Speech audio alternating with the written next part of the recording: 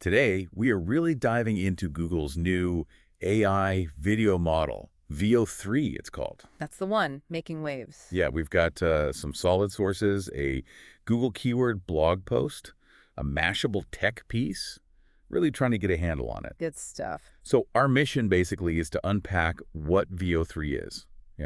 What can it actually do? Why is it getting so much buzz? And some concern too, right? Exactly. Excitement and alarm. And what does it all mean for the video content you see online? Okay, let's get into it. Let's do it. So Veo 3, it's Google's latest AI model designed specifically to generate video from text prompts. Right. And we first saw it publicly at Google I/O, that big event. Yep, back on May 20th. And initially, the videos were, what, like 8 seconds long? Yeah, the first outputs were around 8 seconds. Pretty quick generation, even then. But it's not just a demo anymore, is it? People can actually use this now. That's right. It's available if you subscribe to Google's paid AI plans. Okay. You can find it inside the Gemini chatbot and also this other thing they're calling Flow. Flow. Yeah, they describe it as an AI filmmaking tool, kind of separate. Interesting. So access depends on which plan you're on. Pretty much. The Google AI Ultra plan gives you the highest level of access. And they've been rolling that out. Right. I saw the UK just got it. So that's, what, 73 countries now? Yeah, they're expanding. And even if you're on the Google AI Pro plan, the tier below, you get limited access in Flow and like a 10-pack of trial generations in the Gemini app. Okay. And actually, as of late May 31st, I think, Pro subscribers got access right in the Gemini mobile app too, so it's spreading. Okay, so that's the what and the how to access it. Yeah. But the capabilities, this is where it gets really interesting, right? Oh, yeah. Because when these Veo 3 videos started hitting the internet, their reaction was pretty immediate, like shockingly realistic. That's the phrase you kept seeing. People were seeing them on the social media feeds, almost right away. And sometimes not even realizing they were AI. Exactly. It seems to have, as one source put it, stepped out of the uncanny valley. Right. That slightly creepy, almost human look. Yeah, it feels like a new phase. People are calling it impressive, but also, frankly, scary because of that realism. And it's not just the look, is it? Yeah. What are the big innovations here? Well, one huge one is audio. It doesn't just make silent video.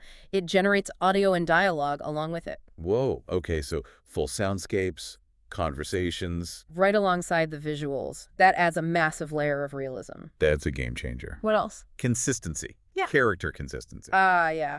That's been a big problem for AI video, making the same person look the same in different shots. Exactly. Veo 3 seems much better at maintaining that consistency across clips, which, is crucial for any kind of storytelling. And for the people using it, the creators, is there more control? Apparently, yes. Yeah. New ways to fine-tune things, camera angles, framing, even specific camera movements within the shot. So less random generation, more deliberate creation. That seems to be the idea, giving creators more specific tools. We're already seeing examples, right? That short film Influencers. Yeah, by Jonathan Dorr, the Dorr brothers. Went viral pretty quick. Made entirely with Veo 3. That's what he said. Took about 2 days, though he did mention extra editing, sound design, upscaling afterwards. So, not straight out of the box. Still impressive. He called it the most advanced tool available publicly. He did, and specifically praised the dialogue generation and how well it followed the prompts. And there are other artists experimenting too. Yeah. Alex Petrascu, impeccable. Yeah, lots of examples popping up. And that Wall Street Journal reporter who made a film starring a virtual version of herself. Wild. So it's definitely unlocking creative possibility. For sure. Now, it's not perfect. The sources do point that out. Okay, what are the tells? Some clips still have a kind of glossy aesthetic, apparently, and sometimes slightly jerky camera movements, things that just feel a bit off. Right, a bit artificial still. For now. But the thing that's really striking everyone is the speed of improvement. Yeah. The prediction is, if it keeps going like this, very soon there might be no obvious difference between real video and AI video. Wow. That's quite a thought. And Google's focusing on the positives, right? The creative side. They're highlighting partnerships, like with filmmaker Darren Aronofsky, talking about how it could drastically cut costs for animation, special effects. Making high-end visuals more accessible. That's the potential upside, definitely. But, and it's a big but, that same power raises some serious red flags. Exactly. The power for creators is also power for, content farms and bad actors, as one source puts it. Churning out fake news and manipulative outrage bait. And because the videos look so real, it's suddenly much easier to create convincing misinformation. Visuals are powerful. We're already seeing worrying stuff. Yeah, deepfakes of public figures are an obvious concern, but one source noted a recurring theme already is generating fake TV news anchors. Oh, wow. Like just reading fake news straight to camera. Yeah, which has, really worrying implications for the information ecosystem online. It really makes you think about that question the sources raise. Yeah. Does the average person scrolling through their feed even stop to ask if what they're seeing is real? Probably not often enough. Remember that fake emotional support kangaroo picture? People bought it instantly. Right, and this is video, which feels even more convincing. It's led to this online sentiment. You hear it a lot. We're so cooked. Meaning, it's just going to be impossible to tell truth from fiction. That's the fear, that the ability to discern reality online is degrading rapidly. Okay, so connecting this to the bigger picture, Google must know this is a concern. What are they saying about safeguards, about stopping misuse? They say they have safeguards built in. They talk a lot about provenance tools, ways to tell if something is AI generated. Like the synthid watermark. Right. They say that's embedded invisibly in all content from their generative AI models. Okay, invisible.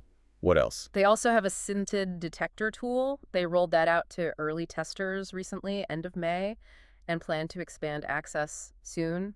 A detector. Okay. And as an additional step, they're adding a visible watermark to all Veo videos. A visible one, like you can see it on the video. Yeah, except there's a catch. Oh.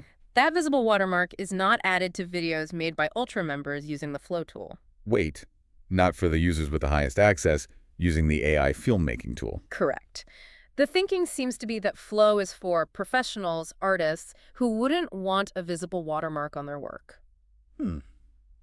That feels like a potentially significant loophole, given the concerns we just talked about. It's definitely something people have noted. Google's official line is about their commitment to helping people responsibly create and identify AI-generated content and following their AI safety guidelines. Okay, so bring this all back.